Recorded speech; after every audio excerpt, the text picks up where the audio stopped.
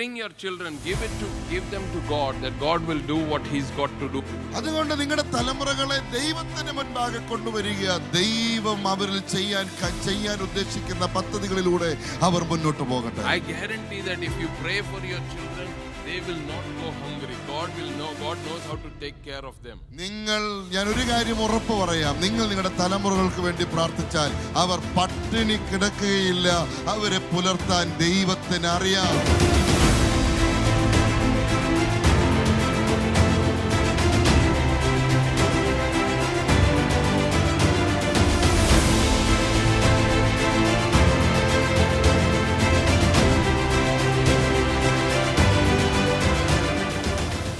Particularly men, you can have ungodly soul ties with your car. ചിലർക്ക്, പ്രത്യേകിച്ച് പുരുഷന്മാർക്ക്, നിങ്ങളുടെ കാറുമായി ഒരു പ്രാണബന്ധം ഉണ്ടാകും. Or a bike. അല്ലെങ്കിൽ ബൈക്ക് ആയിരിക്കും. So you clean it all the time. നിങ്ങൾ ഇങ്ങോട്ട് വന്നിട്ട് അതിനെ എപ്പോഴും ഇങ്ങനെ തുടച്ച് തൂത്ത് നീക്കും. നിങ്ങളുടെ മുഖം കാടുന്ന നില പൊടിയൊന്നും ഇല്ലാതെ തുടയ്ക്കും. എടാ കാല് തുടച്ചിട്ടേ കയറാവൂ. കാല് തുടച്ചിട്ടേ കാറിനകത്ത് കയറാം കേട്ടോ. We had a car and we crashed the car. ഞങ്ങൾക്ക് ഒരു കാർ ഉണ്ടായിരുന്നു, അതുകൊണ്ട് ഇടിച്ചു. My daughter cried for a few days because she loved the car. എൻ്റെ മകളാണ് കുറച്ച് ദിവസം 2-3 ദിവസം കരച്ചിലായിരുന്നു, കാരണം അവൾക്ക് ഒത്തിരി ഇഷ്ടമായിരുന്നു ഈ car. Are you understanding? We can have soul ties with objects as well. അപ്പോൾ മനസ്സിലായല്ലോ, വസ്തുക്കൾ, സാധനങ്ങളുമായിട്ട് നമുക്ക് ഇങ്ങനത്തെ പ്രാണബന്ധനങ്ങൾ ഉണ്ടാകും. We can have a soul tie with a home. അതുപോലെ തന്നെ ഒരു വീടുമായി നമുക്ക് പ്രാണബന്ധമുണ്ടാകും. God spoke to me and He said that we had a home. He said, I want you to sell it. കർത്താവ് എന്നോട് പറഞ്ഞു, നിനക്കൊരു വീടുണ്ട്, ആ വീട് നീ വിൽക്കണം. I struggled to sell the house till I broke off ungodly soul ties with the house. ഞാൻ ആ വീടുമായിട്ടുള്ള എൻ്റെ പ്രാണബന്ധനം മുറിച്ച് മാറ്റുന്നത് വരെ അത് വിൽക്കാനായിട്ട് വളരെ പ്രയാസം അനുഭവിക്കായിരുന്നു. You might wonder, is this all there in the Bible? നിങ്ങളൊക്കെ വിചാരിക്കുന്നുണ്ട് ഈ പറയുന്നല്ല വേദപുസ്തകത്തിലുള്ള കാര്യമാണ്. I will show you a few examples so that you are convinced that I'm not making it all up. It's there in the Bible as well. ഞാൻ ന്യൂസിലാൻഡിൽ നിന്ന് കൊണ്ടുവന്ന കാര്യമൊന്നും അല്ല എന്ന് നിങ്ങൾ മനസ്സിലാക്കാൻ, ഇത് വചനത്തിലുള്ളതാണ് എന്ന് കാണിക്കാൻ ചില വചനങ്ങൾ നിങ്ങൾക്ക് പരിചയപ്പെടുത്താം. Genesis chapter 19 verse 26.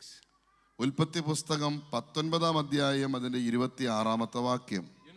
The angel came and said to Lot and his family, we need to run, don't look back. ഈ ദൂതന്മാർ വന്നിട്ട് ലോത്തോട് പറയാണ്, നിങ്ങൾ ഈ പട്ടണം വിട്ട് പുറത്തു പോകണം, തിരിഞ്ഞു നോക്കരുത്. Why do you think Lot's wife looked back? അപ്പോൾ ഈ ലോത്തിന്റെ ഭാര്യ തിരിഞ്ഞു നോക്കിയതിന്റെ കാരണം എന്താണെന്നാ നിങ്ങൾ മനസ്സിലാക്കിയിരിക്കുന്നത്? Why do you think she looked back? നിങ്ങൾ പറഞ്ഞാട്ടെ, എന്തുകൊണ്ടായിരിക്കും അവൾ തിരിഞ്ഞു നോക്കിയത്? Because she was tied to all the property, the house, everything they had worked hard to build. കാരണം മറ്റൊന്നുമല്ല, അവർ അവിടെ പടുത്തുയർത്തിയ അവരുടെ ആ സ്ഥലം, ആ വീട്, ആ പ്രോപ്പർട്ടിയുമായിട്ട് അവളുടെ മനസ്സിൽ ഒരു പ്രാണബന്ധമുണ്ടായിരുന്നു. Acts chapter 7 verses 38 and 39. അപ്പോസ്തല പ്രവൃത്തി 7-ാം അധ്യായം അതിന്റെ 38-39. This is where Stephen is sharing the story about Exodus. ഇവിടെ സ്തേഫാനോസ് നമ്മുടെ പുറപ്പാട്, ഇസ്രായേൽ മക്കളുടെ പുറപ്പാടിനെ കുറിച്ച് വിശദീകരിക്കുന്ന ഭാഗമാണ്.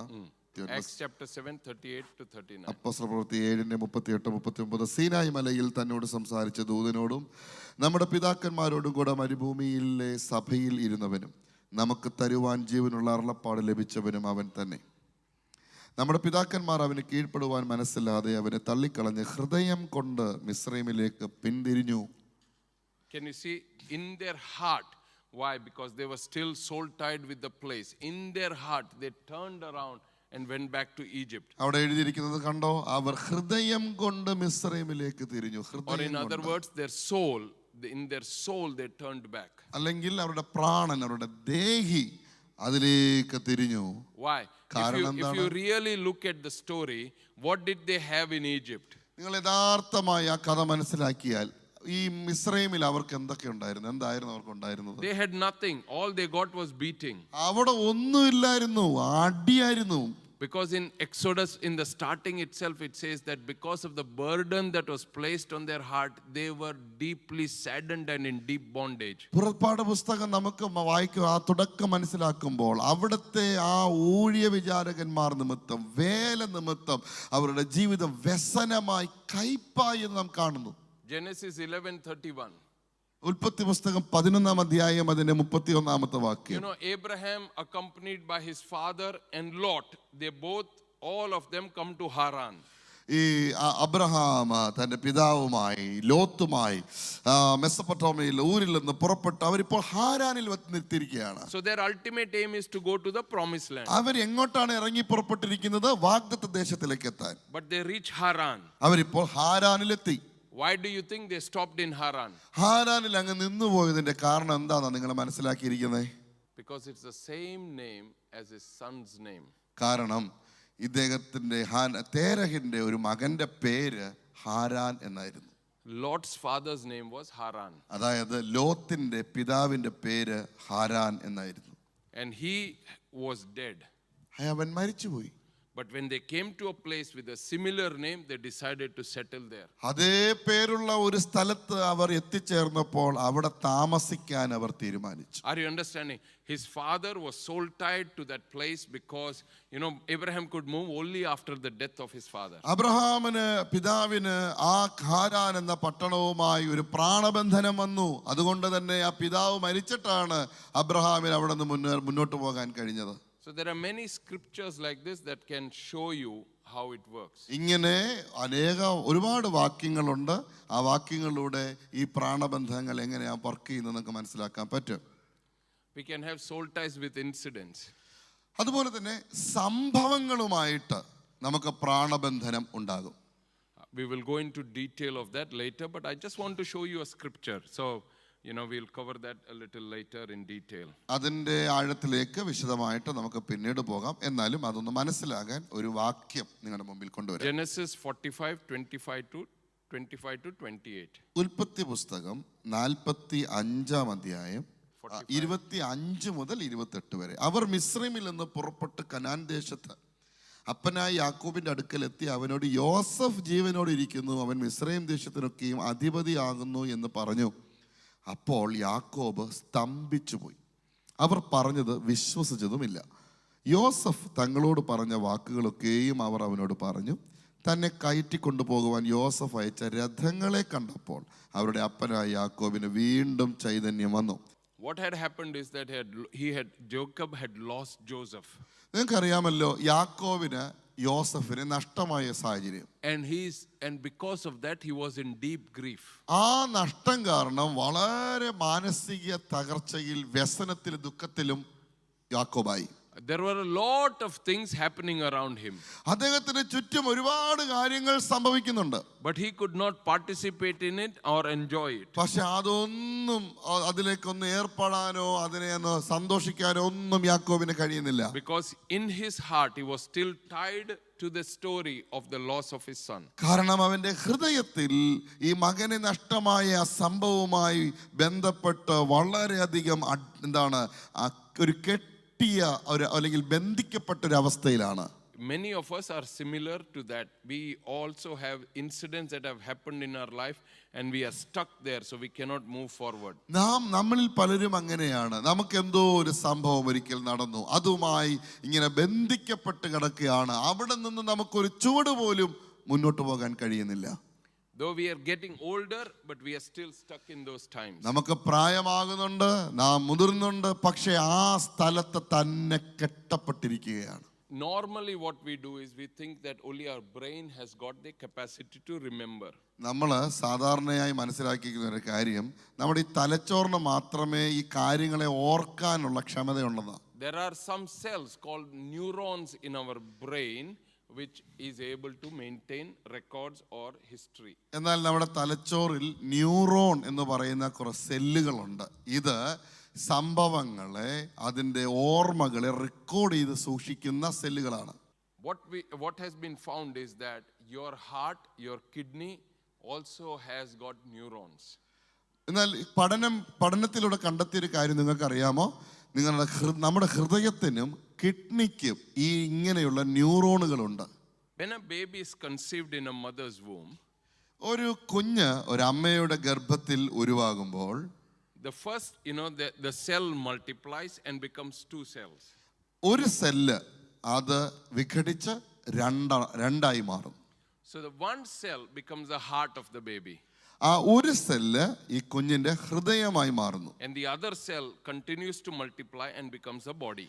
ആ രണ്ടാമത്തെ സെല്ല് അത് വീണ്ടും വിഘടിച്ച് ശരീരത്തിന്റെ ഭാഗമായ അവയവങ്ങളായി രൂപാന്തരപ്പെടും. That is why when you go to the doctor will check the heartbeat of the baby, though it has not got a body, but he can hear the heartbeat.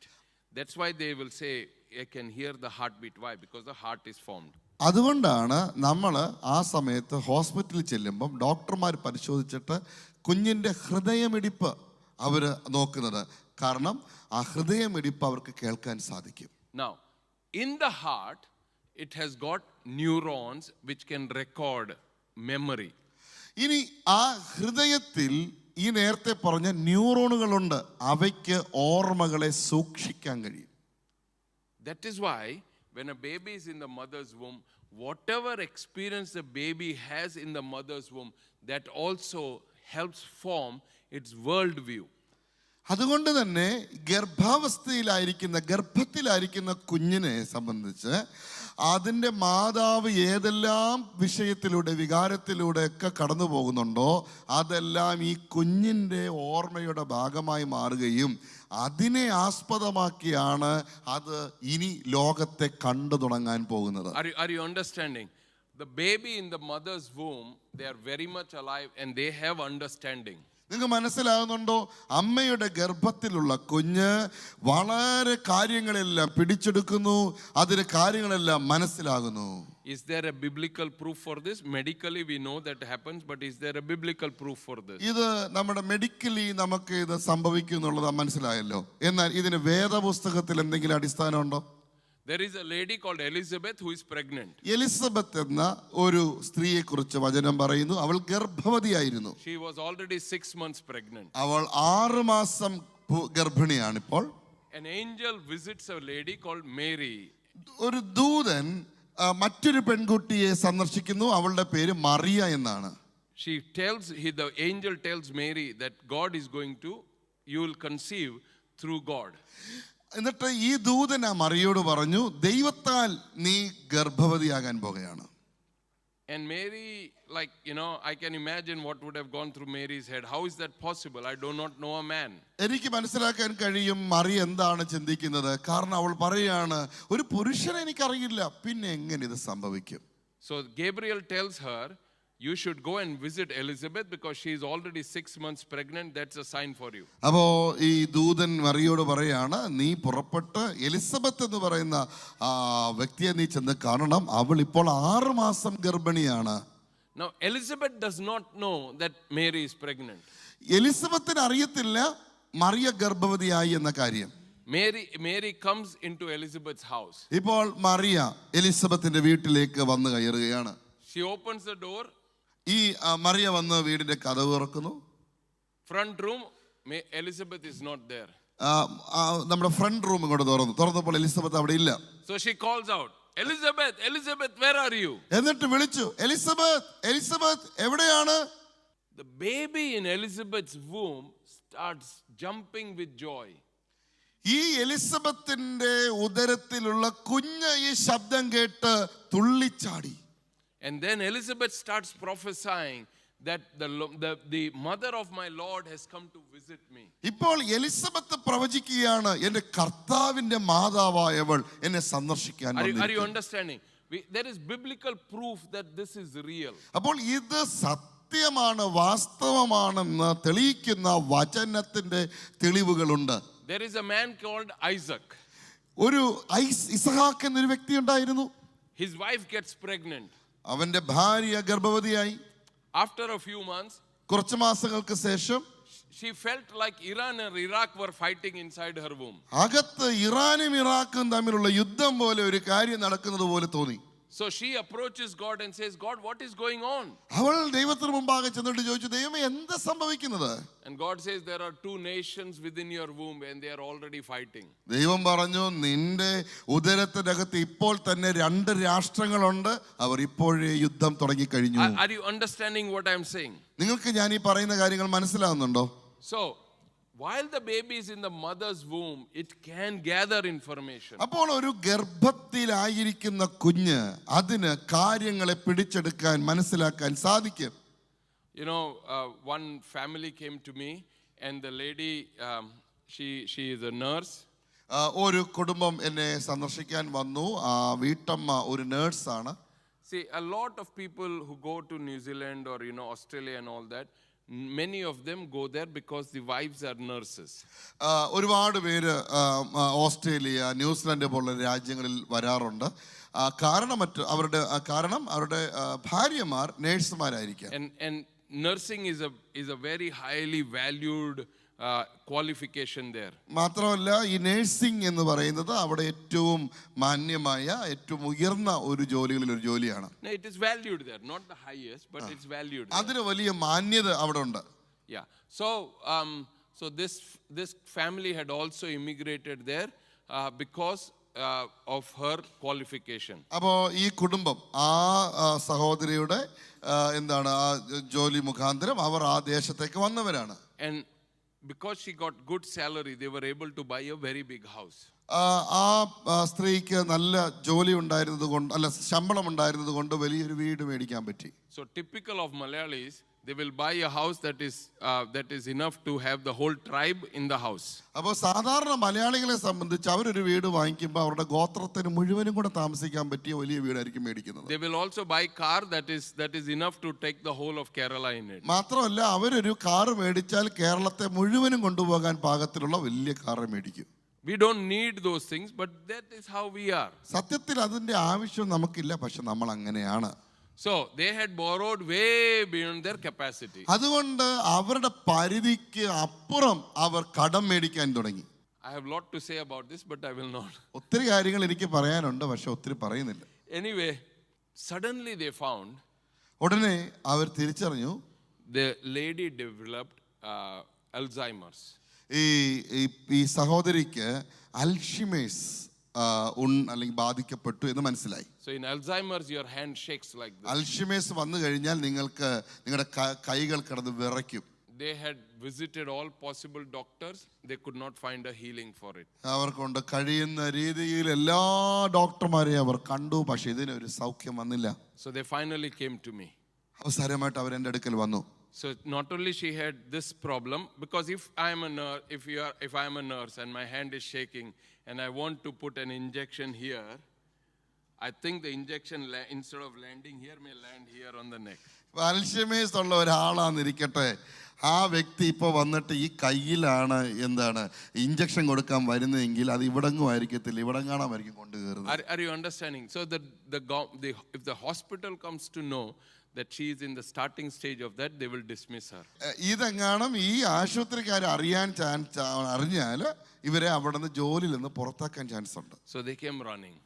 അതുകൊണ്ട് എൻ്റെ അടുക്ക് ഓടി വന്നു. Meanwhile, they also had problems with her respiratory problems, her lungs. അത് മാത്രമല്ല അവർക്ക് ശ്വാസ സംബന്ധമായ പ്രശ്നങ്ങളും ഉണ്ടാകാൻ തുടങ്ങി. So when they came, I looked at her and I could discern that it is out of fear that this is happening to her. അവർ എൻ്റെ അടുക്ക് വന്നപ്പോൾ, അവരെ കണ്ടപ്പോൾ എനിക്ക് ഒരു കാര്യം വിവേചിക്കാൻ പറ്റി. അതായത് ഭയത്തിൽ നിന്നാണ് ഇതൊക്കെ ഉണ്ടായത് എന്ന് എനിക്ക് മനസ്സിലായി. So I said, do you have fear? She said, no, I don't have any fear. അപ്പോൾ ഞാൻ ചോദിച്ചു, നിങ്ങൾക്ക് ഭയമുണ്ടോ? അവർ പറഞ്ഞില്ല, അങ്ങനെ ഭയമൊന്നുമില്ല. So I said, but I feel there is fear. What we will do is we will pray for your healing. If it is demonic, your problem will be healed immediately. ഞാൻ പറഞ്ഞു, എനിക്ക് അങ്ങനെ തോന്നുന്നു, പക്ഷെ നമുക്ക് പ്രാർത്ഥിക്കാം. അതൊരു പൈശാചിക മേഖലയിൽ നിന്നാണ് വന്നതെങ്കിൽ തീർച്ചയായിട്ടും അതിപ്പോൾ വിടുവിക്കപ്പെടും, ഇപ്പോൾ സൗഖ്യമാവും. If it is not, then we will have to go through the process. You will have to do what I ask you to do. ഇനി അതല്ല പൈശാചികമല്ല എന്നുണ്ടെങ്കിൽ ഞാൻ നിങ്ങളോട് ചില കാര്യങ്ങൾ പറഞ്ഞുതരാം. ഒരു പ്രോസസ്സിലൂടെ, ഒരു പ്രക്രിയയിലൂടെ കടന്നു പോകണം, അത് നാം ചെയ്യാം. So I prayed for her. Her respiratory problem was immediately healed. അപ്പോൾ ഞാൻ പ്രാർത്ഥിച്ചപ്പോൾ ആ ശ്വാസ സംബന്ധമായ പ്രശ്നം ഉടനെ നിന്നുപോയി.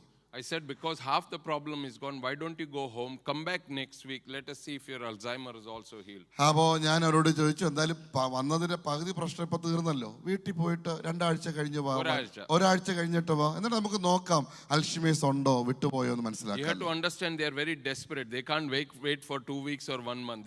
They want to come next day. I said, no, come in a week's time. അവര് പിടിവിട്ട് അവരുടെ എല്ലാം എന്താണ് ഇതും പോയിട്ടാണ് വന്നത്, നിങ്ങൾ മനസ്സിലാക്കണം. അതുകൊണ്ട് അവർ പറഞ്ഞു, ഇല്ല ഞങ്ങൾ നാളെ വരാം. ഞാൻ പറഞ്ഞില്ല, ഒരാഴ്ച കഴിഞ്ഞ് വന്നാൽ എന്ന് പറഞ്ഞു.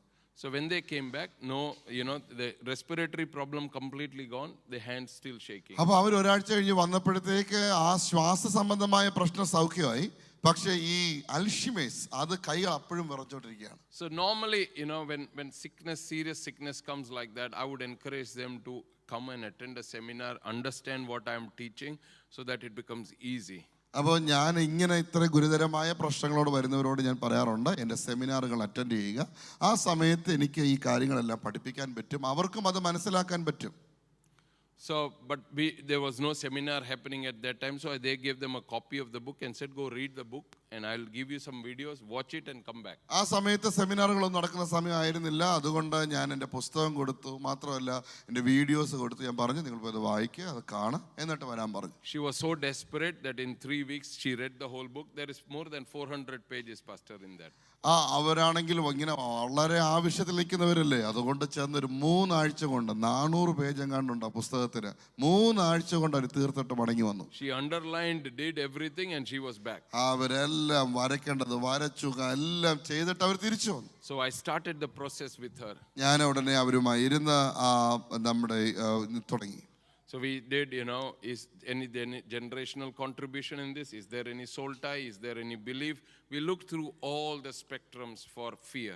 എന്നിട്ട് ഈ ഭയം വരാൻ കാരണമായി എന്തെങ്കിലും തലമുറ ബന്ധപ്പെട്ട പാരമ്പര്യവുമായി ബന്ധപ്പെട്ട കാരണങ്ങളുണ്ടോ എന്ന് പരിശോധിച്ചു. മാത്രമല്ല ഇവരുടെ വിശ്വാസം ധാരണകളുമായി ബന്ധപ്പെട്ട് എന്തെങ്കിലും കാര്യമുണ്ടോ, അതോ ഇനി സോൾ ടൈസ് ആണോ, ഇതെല്ലാം പരിശോധിച്ചു. Nothing. ഒന്നുമില്ല.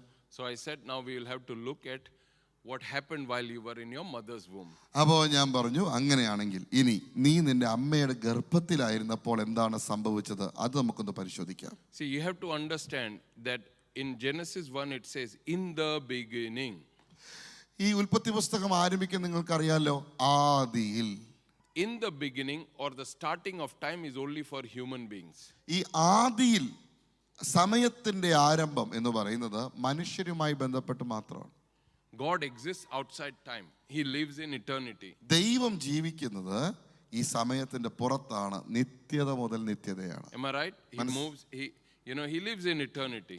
നിങ്ങൾക്ക് അറിയാമല്ലോ, ദൈവം ജീവിക്കുന്നത് നിത്യത മുതൽ നിത്യത വരെ. So we were able to, he can take us on any place of the timeline. അതുകൊണ്ട് തന്നെ ഈ സമയാനുപാതത്തിൽ, ഈ ടൈം ലൈനിൽ ദൈവത്തിന് നമ്മെ എവിടെ വേണമെങ്കിലും കൊണ്ടുപോകാൻ സാധിക്കും. So it's possible for God to take me back to 1967 when I was in my mother's womb. അപ്പോൾ ദൈവത്തിന് എന്നെ 1967 ഞാൻ എൻ്റെ അമ്മയുടെ ഗർഭത്തിലായിരുന്ന ആ അവസ്ഥയിൽ എന്നെ കൊണ്ടുപോകാൻ സാധിക്കും. So we prayed and she felt like she was in the mother's womb. ഞങ്ങൾ പ്രാർത്ഥിച്ചു, അപ്പോൾ അവർ അമ്മയുടെ ഗർഭത്തിൽ തരായിരിക്കുന്നത് പോലെ ആ തോന്നൽ വന്നു.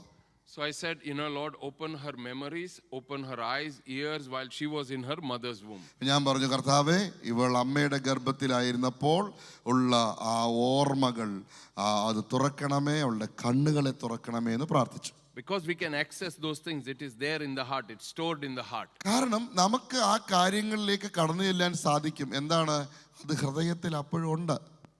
So, we did that. And so we were looking. First month, did anything happen? No, nothing fearful. Second month, did anything fearful happen? No, nothing. ഞങ്ങൾ പരിശോധിക്കാൻ തുടങ്ങി. ആദ്യത്തെ മാസം എന്തെങ്കിലും ഭയാനകമായ കാര്യങ്ങൾ നടന്നോ? ഇല്ല, നടന്നിട്ടില്ല. രണ്ടാമത്തെ മാസം എന്തെങ്കിലും ഭയാനകമായ കാര്യം നടന്നോ? ഇല്ല, നടന്നിട്ടില്ല. Third month, she said, I feel like I'm about to die. അപ്പോൾ 3-ാമത്തെ മാസം അവൾ പറയാണ്, ഞാൻ മരിക്കാൻ പോകുന്നത് പോലൊരു വെപ്രാളം. Then in the 4th month and the 5th month also, same kind of feeling. മാത്രമല്ല 4-ാമത്തെ മാസം 5-ാമത്തെ മാസം അതേ തോന്നൽ. Then 6, 7, 8, 9 months, everything very calm. 6, 7, 8 മാസങ്ങൾ നോക്കുമ്പോൾ ഒന്നുമില്ല, ശാന്തമായിരിക്കുന്നു. So I said, why don't you call your mother and ask her what happened? അപ്പോൾ ഞാൻ ചോദിച്ചു, അമ്മയെ വിളിച്ച് ഈ സമയത്ത് എന്താണ് സംഭവിച്ചത് എന്ന് ചോദിക്കാൻ പാടില്ലേ? I said, how's your relationship with your mother? She said, my mother is 84 years old. Very good relationship. I can call and ask her. ഞാൻ ചോദിച്ചു നിന്റെ അമ്മയുമായുള്ള ബന്ധം എങ്ങനെയാണ്? അവൾ പറഞ്ഞു 84 വയസ്സുണ്ട് എൻ്റെ അമ്മയ്ക്ക്, ഞാനും അമ്മയും നല്ല ബന്ധത്തിലാണെന്ന് പറഞ്ഞു. I can ask her whatever I want. അപ്പോൾ എനിക്ക് ചോദിച്ച് മനസ്സിലാക്കാൻ പറ്റുമെന്ന് അവൾ പറഞ്ഞു. So she called up mummy. അവളുടെ അമ്മയെ വിളിച്ചു. And she said, Mom, this is what is happening. This is the sickness I have and I need to solve it. And this is what the pastor feels. എന്നിട്ട് പറഞ്ഞു, അമ്മ എനിക്ക് ഇങ്ങനൊരു രോഗത്തിലാണ്, ഞാൻ ഇങ്ങനൊരു അവസ്ഥയിലാണ്, ഇതാണ് പാസ്റ്റർ ഇപ്പോൾ പറഞ്ഞത് എന്നെല്ലാം അമ്മയോട് പറഞ്ഞു. Mother went very quiet. അമ്മ ഉടനെ നിശബ്ദയായി. Then she said, Mol, you know that I have 5 other children. അപ്പോൾ അമ്മ പറഞ്ഞു, നിനക്കറിയാലോ എനിക്ക് വേറെ 5 കുഞ്ഞുങ്ങളുണ്ട്. After the 5th one was born, for 8 years, I did not conceive again. ഈ 5 കുഞ്ഞുങ്ങൾക്ക് ശേഷം 8 വർഷം ഞാൻ പിന്നെ ഗർഭവതിയായില്ല. Then I conceived you. പിന്നെ ഞാൻ ഗർഭവതിയായി. You know, we have 25 acres of land, we have many workers. നമുക്ക് 25 ഏക്കർ സ്ഥലമുണ്ടെന്ന് നിനക്കറിയാമല്ലോ, ഒരുപാട് ജോലിക്കാരുണ്ടെന്ന് അറിയാമല്ലോ. And it is my job to look after them before they go out for work or when they come back for lunch. It is my job. അതുകൊണ്ട് തന്നെ അവർ ജോലിക്ക് പോകുമ്പോൾ, ജോലി കയറുമ്പോൾ, അവരുടെ ആഹാര സമയം ഇതെല്ലാം നോക്കി നടത്തേണ്ടത് ഞാനായിരുന്നു. And when I conceived you, I was already in my 40s. അത് മാത്രമല്ല, നിന്നെ ഞാൻ ഗർഭം ധരിച്ചപ്പോൾ ഞാൻ 40ഓളം വയസ്സ് എനിക്കായി. I did not think that I had the capacity to carry one more pregnancy. അപ്പോൾ ഒരു കുഞ്ഞിനെയും കൂടെ പ്രസവിക്കാനുള്ള ആരോഗ്യം എനിക്കുണ്ടോ എന്ന് എനിക്ക് സംശയമായിരുന്നു. Therefore, I and my mother, we both decided to go for an abortion. അതുകൊണ്ട് ഞാനും എൻ്റെ അമ്മയും കൂടെ ഒരു അബോർഷൻ ചെയ്ത് കളയാം എന്ന് ഞങ്ങൾ തീരുമാനിച്ചു. So in the 3rd month, 4th month and the 5th month, we tried. 3-ാമത്തെയും 4-ാമത്തെയും 5-ാമത്തെ മാസം ഞങ്ങൾ അബോർഷന് വേണ്ടി ശ്രമിച്ചു. And that is why you felt the fear of death. അതുകൊണ്ടാണ് നിനക്ക് ആ മരണവെപ്രാളം, ആ മരണഭീതി നിനക്കുണ്ടായത്. After that, we did not try. We fell in love with you when you were born. We have always loved you. അതിനുശേഷം ഞങ്ങൾ അതിനു വേണ്ടി തയ്യാറായില്ല, പകരം ഞങ്ങൾ നിന്നെ സ്നേഹിക്കാൻ തുടങ്ങി, നീയുമായി നല്ല സ്നേഹബന്ധത്തിലായി. So when we got this information, I led the lady through prayer. Instantly, God healed her Alzheimer's. അപ്പോൾ ഈ ഒരു വിവരം അമ്മയിൽ നിന്ന് കിട്ടിയപ്പോൾ ഞങ്ങൾ വീണ്ടും പ്രാർത്ഥിച്ചു, ആ പ്രാർത്ഥനയിലേക്ക് നയിച്ചു. അവർക്ക് അൽഷിമേഴ്സിൽ നിന്ന് വിടുതലുണ്ടായി, സൗഖ്യമുണ്ടായി. She still works in a hospital. ഇന്നും അവൾ ഒരു ഹോസ്പിറ്റലിൽ ജോലി ചെയ്യുന്നു. Things can happen while we are in the mother's womb. അപ്പോൾ നാം നമ്മുടെ അമ്മയുടെ ഗർഭത്തിലായിരിക്കുമ്പോൾ ഇങ്ങനത്തെ കാര്യങ്ങൾ നമുക്ക് സംഭവിക്കാം. I've got many stories like this related to the womb.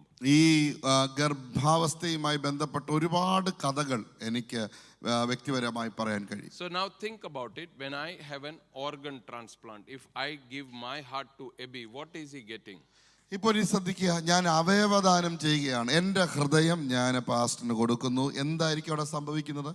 I am also getting memories, his memories in his mother's womb, other memories that are gathered into my body. അപ്പോൾ ഞാൻ ആ ഹൃദയം സ്വീകരിക്കുമ്പോൾ ആ ഹൃദയത്തിൽ ആ മാതാവുമായി ബന്ധപ്പെട്ട, ആ വ്യക്തിയുമായി ബന്ധപ്പെട്ടുള്ള എല്ലാ ഓർമ്മകളെയും കൂടെയാണ് ഞാൻ സ്വീകരിക്കുന്നത്. Not only that, I also, when I do a kidney transplant, kidney also has memories. മാത്രമല്ല, കിഡ്നി ട്രാൻസ്പ്ലാന്റ് നടക്കുമ്പോഴും ഇത് തന്നെയാണ് സംഭവിക്കുന്നത്.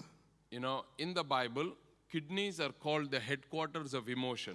വേദപുസ്തകം സംബന്ധിച്ച് വേദപുസ്തകത്തിൽ നാം നോക്കുമ്പോൾ നമ്മുടെ കിഡ്നി നമ്മുടെ എല്ലാ വികാരങ്ങളുടെയും ഒരു കേന്ദ്രമായി നമുക്ക് കാണാൻ കഴിയും.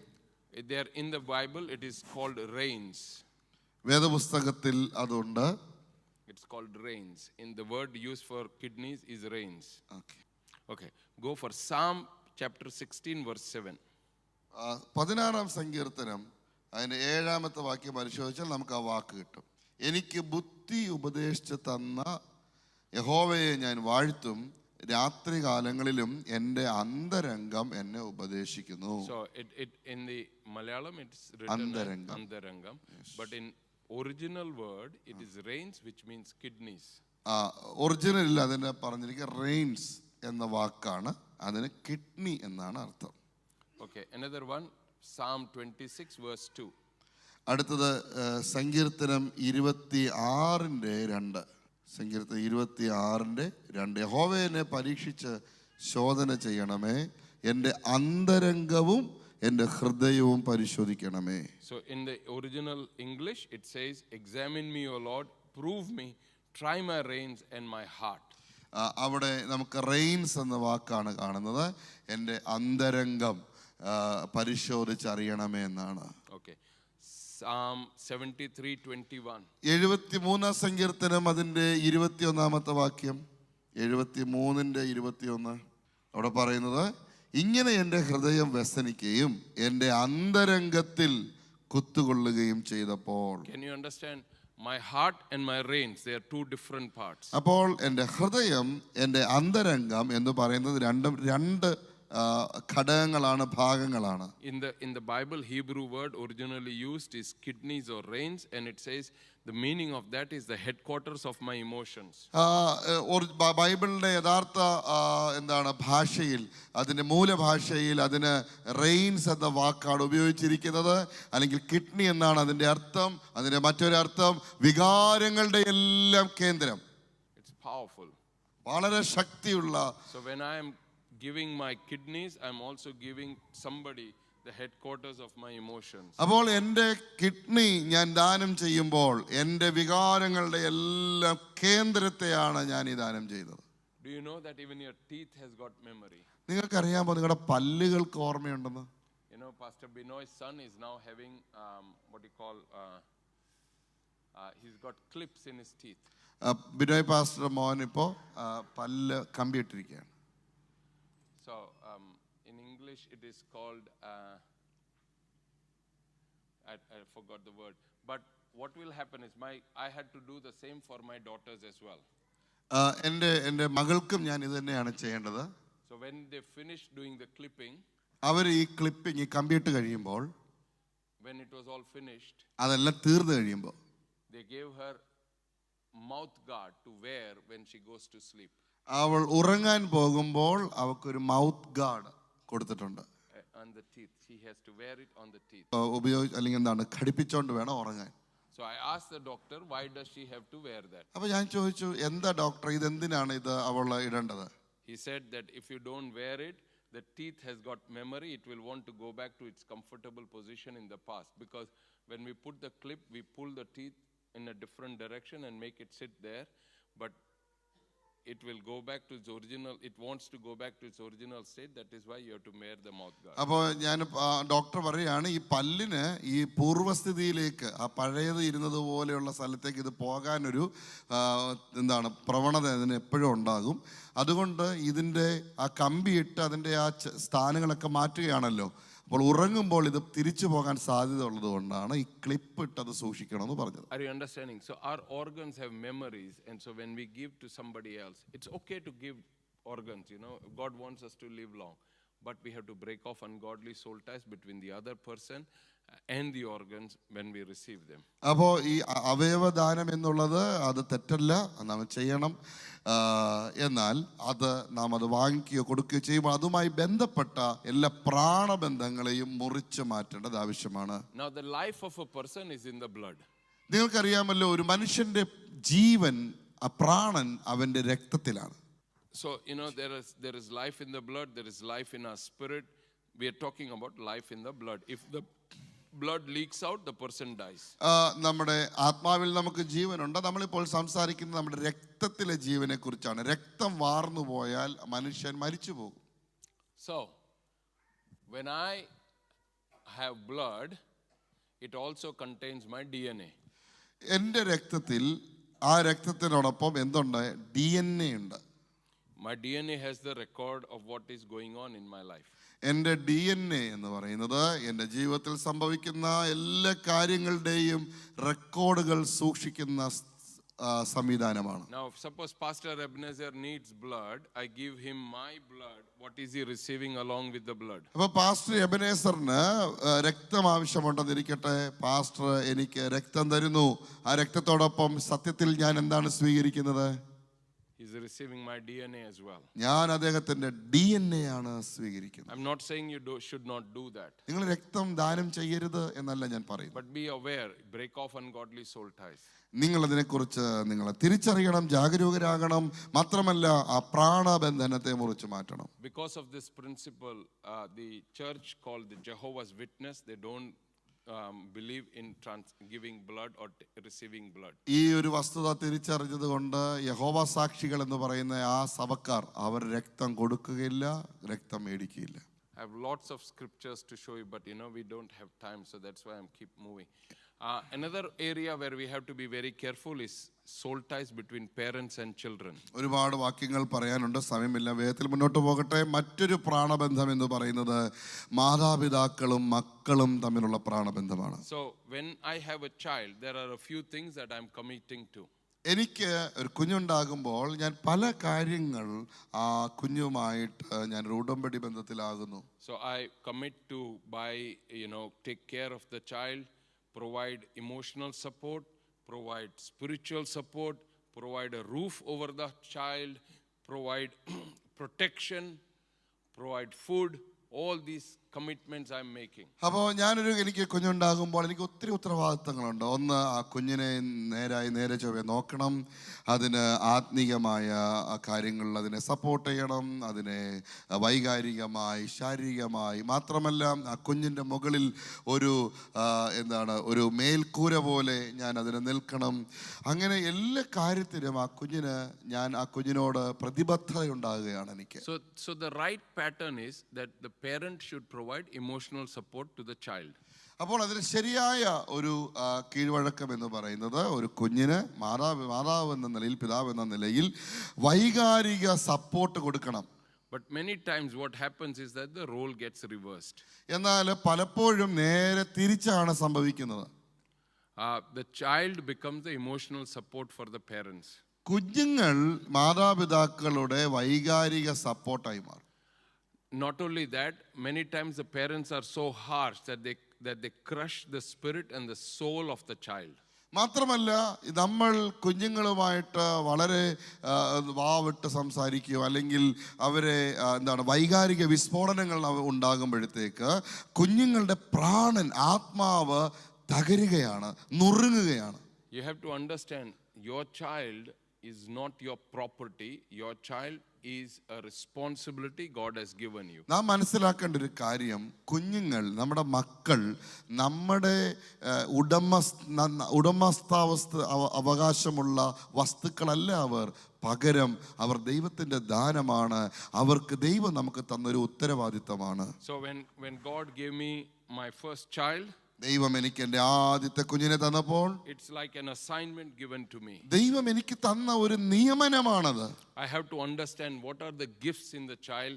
How can I help that gift to be unpacked so that she will be useful for the kingdom of God? ഞാൻ ചെയ്യേണ്ടത് ആ കുഞ്ഞിലുള്ള എന്തൊക്കെ താലന്തുകൾ ആ കുഞ്ഞിലുണ്ട്, അവ എങ്ങനെ എനിക്ക് വളർത്തിയെടുക്കാൻ കഴിയും, അവ എങ്ങനെ പുറത്തെടുക്കാൻ കഴിയും, അതിനെ എങ്ങനെ ദൈവരാജ്യത്തിന് പ്രയോജനപ്പെടുത്താൻ കഴിയും.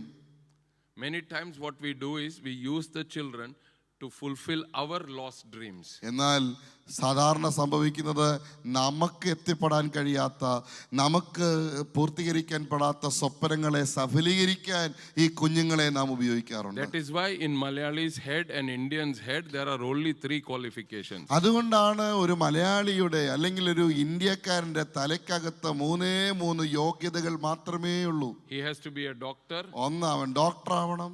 He has to be an engineer. Are you understanding? മനസ്സിലാവുന്നുണ്ടോ?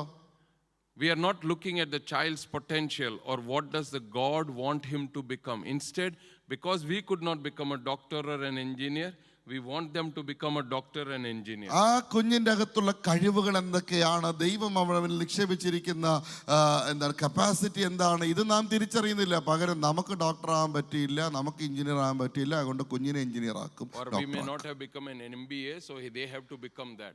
നമുക്ക് MBA പഠിക്കാൻ പറ്റില്ല, അതുകൊണ്ട് കുഞ്ഞിനെ കൊണ്ട് ഞാൻ MBA പഠിപ്പിക്കും.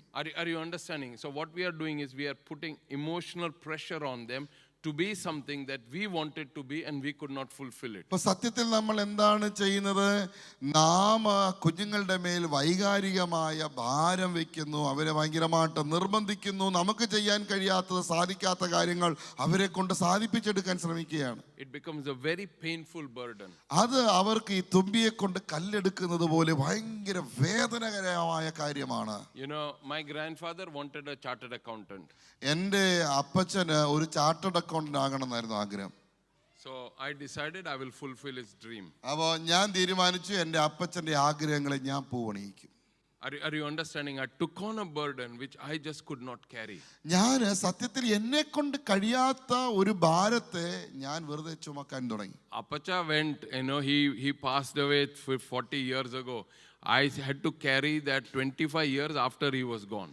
അപ്പച്ചൻ 40 വർഷങ്ങൾക്ക് മുമ്പേ അപ്പച്ചൻ പോയി. പക്ഷെ അപ്പച്ചൻ മരിച്ചതിന് ശേഷം 25 വർഷമായിട്ട് ഞാൻ ആ ഭാരം ചുമന്നുകൊണ്ടിരിക്കുകയാണ്. Are you understanding? Many times our dreams and visions, we put it on the children and that is not what they like. നമ്മൾ പലപ്പോഴും ചെയ്യുന്നത് നമ്മുടെ സ്വപ്നങ്ങളും നമ്മുടെ ആഗ്രഹങ്ങളും കുഞ്ഞുങ്ങളുടെ പുറത്ത് അടിച്ചേൽപ്പിക്കുന്നു. അവരെ കൊണ്ട് അത് ചുമക്കാനോ കൊണ്ടുപോകാനോ സാധ്യമാകാതെ വരുന്നു. God has got a plan for them as well. ശരിക്കും ദൈവത്തിന് ആ കുഞ്ഞുങ്ങളെ കുറിച്ച് ഒരു പദ്ധതിയുണ്ട്. If we start praying, saying, God, according to your plan, open the doors. നമ്മൾ ഇങ്ങനെ പ്രാർത്ഥിക്കാൻ തുടങ്ങുക, ദൈവമേ നിന്റെ പദ്ധതികൾക്കനുസരിച്ച് അവരുടെ ജീവിതത്തിൽ വാതിലുകൾ തുറന്നു വരട്ടെ. This is what the scripture says, the son of a righteous man or the children of a righteous man, I have never seen them beg.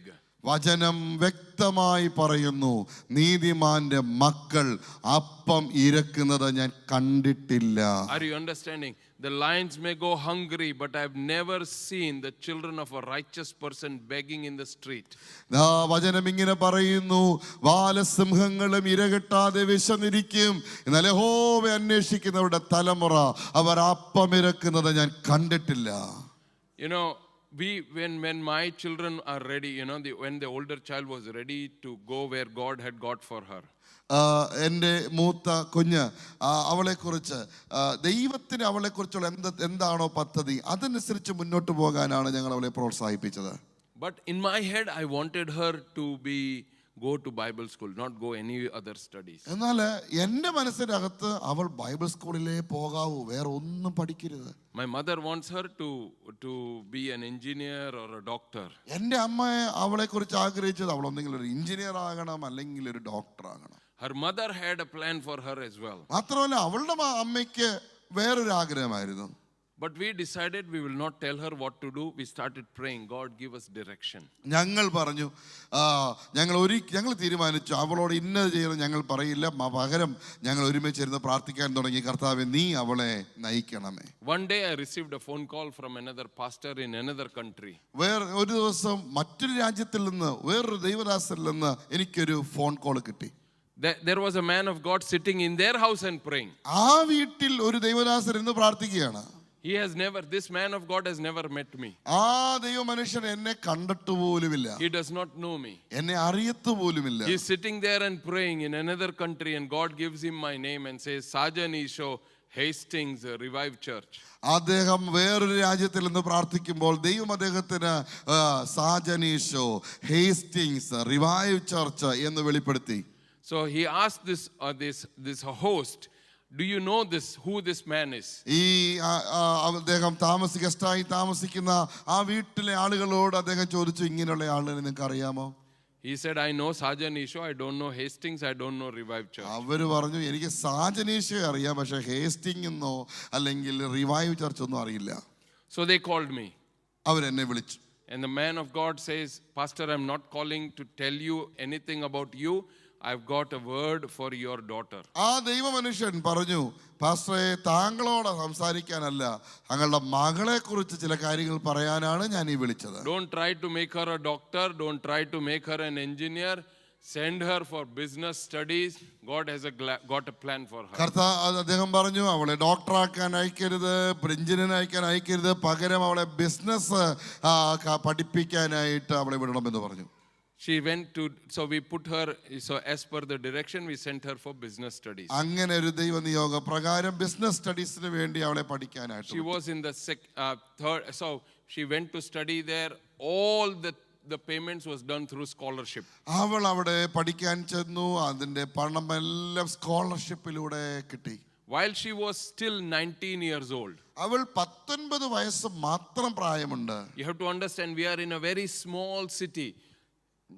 Majority of the population lives in Auckland, Wellington or larger cities. We live in a very, very small city. ഞങ്ങൾ താമസിക്കുന്നത് Hasting എന്ന ചെറിയൊരു സിറ്റിയിലാണ്.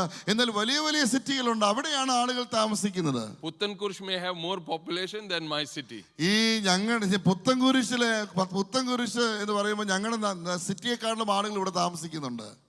So she gets an invitation from a trust, a national level trust. ഒരു ദേശീയ നിലവാരത്തിൽ നിൽക്കുന്ന ഒരു ട്രസ്റ്റിൽ നിന്നും ഒരു ഇൻവിറ്റേഷൻ, ഒരു ക്ഷണം വന്നു. So the person who called her, he was the deputy director of the deputy chairman of Air New Zealand. അവിടെ എയർ ന്യൂസിലൻഡിന്റെ ഒരു ഡെപ്യൂട്ടി ചെയർമാൻ ആണ് വിളിച്ചത്. We have dairies just like we have Amul dairy here, very large dairies. 2 directors from that. ഇവിടെ നമ്മൾ ഈ മിൽമ പോലെ അമൂൽ പോലെ വലിയ അങ്ങനത്തെ ക്ഷീരോത്പാദന സൊസൈറ്റികൾ അവിടെയുണ്ട്. And directors from that are also part of the trust. അതിന്റെ ഡയറക്ടർമാര് ഈ ട്രസ്റ്റിന്റെ ഡയറക്ടർമാരാണ്. They invited her and said, "Can you come and become a trustee in our trust?" എന്നിട്ട് അവർ ഇവളെ വിളിച്ചിട്ട് പറഞ്ഞു, നീ വന്ന് ഞങ്ങളുടെ ട്രസ്റ്റിന്റെ ഒരു trustee ആകാമോ? I do not know anybody, but God knows people. എനിക്ക് ആരെയും അറിയില്ല, പക്ഷെ ദൈവത്തിന് ആളുകളെ അറിയാം. Are you understanding? So she is sitting in a board of trustees which spends millions of dollars. നിങ്ങൾക്കൊരു കാര്യം പറയുമോ, ലക്ഷക്കണക്കിന് ഡോളറുകൾ ചെലവാക്കുന്ന ഒരു സൊസൈറ്റി, ഒരു ട്രസ്റ്റിന്റെ ട്രസ്റ്റിയാണ് അവൾ ഇപ്പോൾ. 19 years old. 19 വയസ്സ് മാത്രം പ്രായം. She says, "Papa, I am the only brown skin there. Everybody else is white." അവൾ പറയുന്നൊരു കാര്യം, അവിടെ എല്ലാം വെള്ളക്കാരാണ്, ഞാൻ മാത്രമേ ഉള്ളൂ ഒരു ഇന്ത്യക്കാരി. They are talking about how their ports will be built in New Zealand and what kind of ports will be built. They are talking about that and I'm sitting there and I'm discussing all this and I don't know anything. But God has lifted her up to sit in that situation. അവൾ പറയുകയാണ്, അവരുടെ സംസാരമൊക്കെ എവിടെയാണ് തുറമുഖം പണിയേണ്ടത്, ഏത് തരത്തിലാണ് തുറമുഖം പണിയേണ്ടത്, അപ്പൊ എനിക്കിതിനെ കുറിച്ച് ഒന്നും അറിയത്തില്ല, ഞാൻ വെറുതെ ഇരുന്ന് ആ കാര്യങ്ങളൊക്കെ കേൾക്കുകയാണ്. We took her when she went for the first meeting. We took her to the shop. We bought her the most expensive clothes that we could buy. ഞാൻ അവളെ കൊണ്ടാക്കാനായിട്ട് ഞങ്ങൾ ചെന്നപ്പോൾ ഞങ്ങളെ കൊണ്ട് കഴിയുന്ന വിധത്തിൽ ഏറ്റവും വില കൂടിയ വസ്ത്രങ്ങളാണ് അവൾക്ക് ഞങ്ങൾ മേടിച്ചു കൊടുത്തത്. In the evening she came back. വൈകുന്നേരം അവൾ തിരിച്ചു വന്നു. She said, "Dad," പറഞ്ഞു, "പാപ്പ, there were some ladies who were there, very famous ladies. They were carrying a handbag." അവർ പറഞ്ഞു, അവിടെ കുറെ ഫേമസ് ആയിട്ടുള്ള പ്രശസ്തരായ മറ്റ് സ്ത്രീകൾ ഉണ്ടായിരുന്നു, അവരൊക്കെ ഒരു ഹാൻഡ് ബാഗ് കൊണ്ടുവന്നിട്ടുണ്ടായിരുന്നു. The cost of that handbag was more than all the clothes that you bought me. ആ ഹാൻഡ് ബാഗിന്റെ വില എന്ന് പറഞ്ഞാൽ പപ്പ മേടിച്ചു തന്ന ഈ തുണിത്തരങ്ങളുടെ എല്ലാ വിലയേക്കാളും കൂടുതലായിരുന്നു. She was just laughing that God had raised her up to sit with people like that. അതിന് അവൾ ചിരിക്കുകയാണ്, എന്നിട്ട് സന്തോഷിക്കുകയാണ്, അങ്ങനെ ഉയർന്ന നിലവാരത്തിലുള്ള ആളുകളോട് കൂടെ ഇരിക്കാൻ ദൈവം എന്നെ ഉയർത്തി എന്ന് പറഞ്ഞ. So bring your children, give them to God, that God will do what He's got to do with them. അതുകൊണ്ട് നിങ്ങളുടെ തലമുറകളെ ദൈവത്തിന് മുൻപാകെ കൊണ്ടുവരിക. ദൈവം അവരിൽ ചെയ്യാൻ ഉദ്ദേശിക്കുന്ന പദ്ധതികളിലൂടെ അവർ മുന്നോട്ട് പോകട്ടെ. I guarantee that if you pray for your children, they will not go hungry. God knows how to take care of them. ഞാൻ ഒരു കാര്യം ഉറപ്പ് പറയാം, നിങ്ങൾ നിങ്ങളുടെ തലമുറകൾക്ക് വേണ്ടി പ്രാർത്ഥിച്ചാൽ അവർ പട്ടിണി കിടക്കുകയില്ല, അവരെ പുലർത്താൻ ദൈവത്തിന് അറിയാം.